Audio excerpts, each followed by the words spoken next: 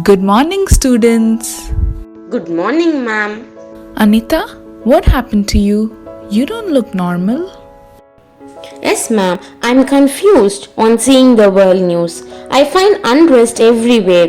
People are discriminated based on color, religion, caste, and community. Does this mean some are superior to others? Oh, Anita. Well, today's class is on the origin of life. Listen carefully and all your questions will get answered. The origin of life is connected to the origin of the universe.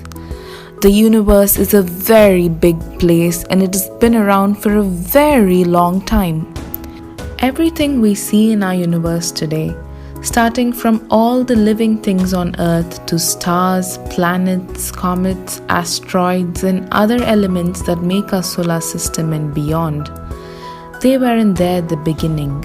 So, where did they come from? Let's find out. Like a rapidly expanding balloon, everything expanded and took up more and more space, exploded, and finally cooled down. Tiny particles grouped together. They formed atoms. Then those atoms grouped together, and over time a lot of atoms came together to form stars and galaxies. As new stars were born, some died. Then things like asteroids, comets, planets, and black holes came to existence. So how long did all this take? Well, we now know that the universe is 13.8 billion years old. That is a very long time. What do you think, children? There are many theories on this, but the most accepted and spoken about is the Big Bang theory.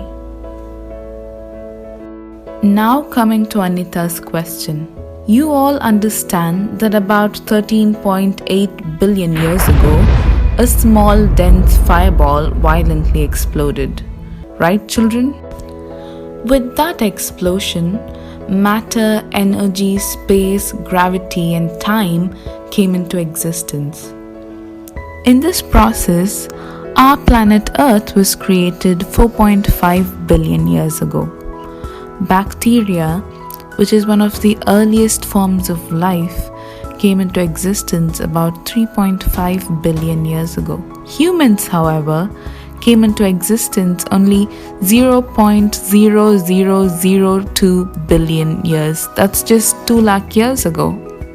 We all originated from a single point, which means that we all have common ancestors. Then, how can one be superior to another? Religion, caste, community, money, race, etc. were created by humans to conduct and regulate a society. It should never be used to discriminate in a bad way or impose one's superiority over another. Dear children, we should respect, treat everyone with dignity, and spread universal brotherhood. That's the only way forward. Do you all understand, children? Yes, ma'am. Ma'am, this principle is followed in Melmaruvathur temple. Our Guru BANGARU Amma's phenomenal ideology, one mother, one clan, is practiced there. We are all one before the supreme power, whether you name it as nature or God. Color of our blood is red. In our Melmaruvathur temple, devotees wear red clothes to indicate this. Devotees of all religion, caste, community, rich, poor, educated and illiterate are all treated with equality and dignity. Wow! Class, applaud for Shakti.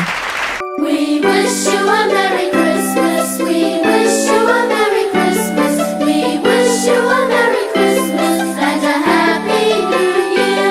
Good tidings we bring to you and your kin. We wish you a Merry Christmas and a Happy New Year.